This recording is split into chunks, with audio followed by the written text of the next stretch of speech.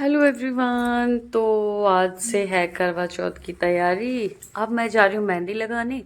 मेरे पास पहले ही हाथों में मेहंदी लगी हुई थी क्योंकि अभी फर्स्ट को हम शादी में गए थे चंडीगढ़। वही मेहंदी नहीं उतरी थी तो मैंने उनको बोला यार लगानी तो पड़ेगी शगुन के तौर पर। तो हम स्कूटर पे ही निकले क्योंकि गाड़ी कहीं निकाल नहीं सकते हैं, बहुत ज़्यादा रश था मार्केट में। पहले मैंने यहाँ पे देखा, फिर मैं इनको बोल के गई कि मैं वापस आती हूँ सामान लेके। फिर मैंने यहीं पे लगाई थी। फिर मैंने बाज़ार में देखा तो बहुत ज़्यादा रश था, कहीं भी कोई भी फ्री नहीं था, बहुत रश था। तो मैंने जहाँ पहले मैं वहीं लगाती हूँ पार्लर में, तो मैंने मेहंदी लगाई। और बाकी सब मैंने कुछ नहीं किया क्योंकि जो है वो मैं मतलब फर्स्ट को कर चुकी थी शादी के लिए थ्रेडिंग वेडिंग। मैंने कुछ नहीं किया, बस मेहंदी लगाई पार्लर में। और फाइनली मेरा नंबर फाइनली आ ही गया था। मैं पहुंची थी 4:45 और मैं 7:30 फ्री हुई थी। वो भी तब जबकि मैंने थोड़ी थोड़ी ही मेहंदी लगाई, मैंने ज़्यादा मेहंदी नहीं लगाई। और ट्रैफिक इतना था, आप पूछो मत। फिर हम चले गए फ्रूट्स की शॉप पे क्योंकि मुझे फ्रूट्स लेने थे। बाकी मैंने सारा सामान ले लिया था। तो हमने फ्रूट्स लिए और फिर मैं घर आई, खाना पीना किया और लेट ही सोई मैं 12 बजे और सुबह 3:30 बजे उठ गई। तो 3:30 बजे उठी मैं, नींद खुली और फटाफट से नहाई धोई। नहा के मैंने सरगियाँ बनाई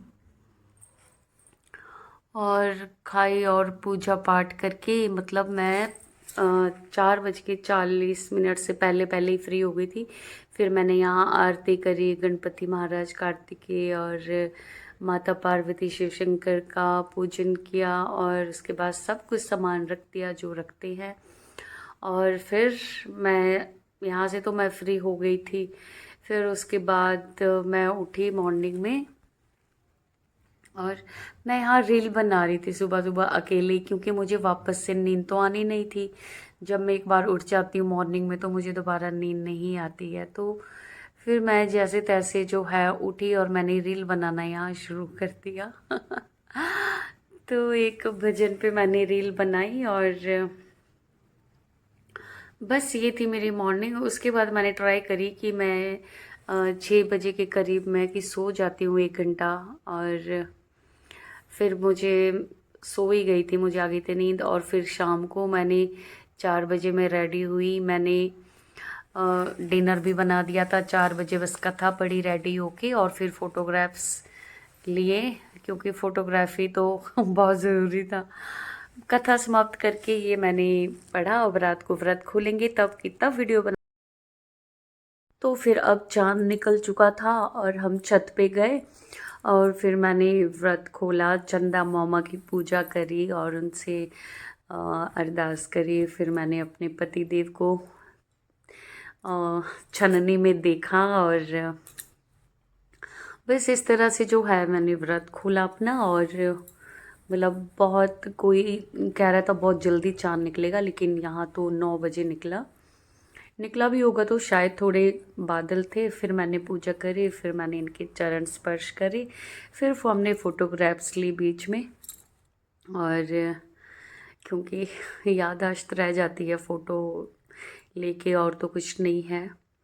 बस इस तरह से मेरे जो है ये वीडियो बीच बीच पे कोई था नहीं बनाने वाला, तो बीच बीच में जैसी भी बन रही थी तो हमने ले ली। क्योंकि छत पे अक्सर जो है अंधेरा होता है और लोग क्या करते हैं, कहीं ऐसी जगह पे जाते हैं वो जहाँ पर उनकी फ़ोटोग्राफ्स अच्छे से आ पाए। हमारी तो अच्छे से नहीं आ पाई, पर चलो जितनी भी है वो अच्छे से हो गया कुल मिला के। और फिर मैंने पूजा करके फिर हमने इस तरह से इकट्ठे ही चंदा मामा को जल चढ़ाया।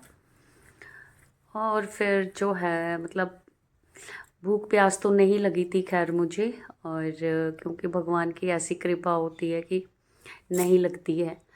तो बस ये हमने चंद्रमा जी को जल चढ़ाया और फिर हमने जो है वो इन्होंने मुझे पानी पिलाया और पानी पिला के मेरा व्रत तुड़वाया। तो पानी पीने के बाद जो है मैंने गिलास में जो है वो नारियल पानी भी लिया था, जो कि मैंने इनको पहले पिलाया और बाद में खुद पिया मैंने। इनका व्रत तो नहीं था, लेकिन इन्होंने खाना भी मतलब एक टाइम ही खाया, क्योंकि सुबह से कुछ नहीं खाया था इन्होंने। तो मैंने सोचा आप भी नारियल पानी पी लो। तो हमने इस तरह से नारियल पानी पिया और अपने व्रत को खोला। और बस यही था।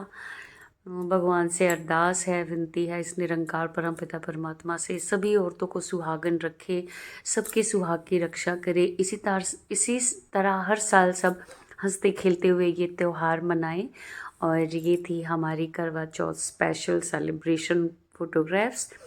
तो इसी तरह आप अपना प्यार बनाए रखें और थैंक यू सो मच। आशीर्वाद बनाए रखें।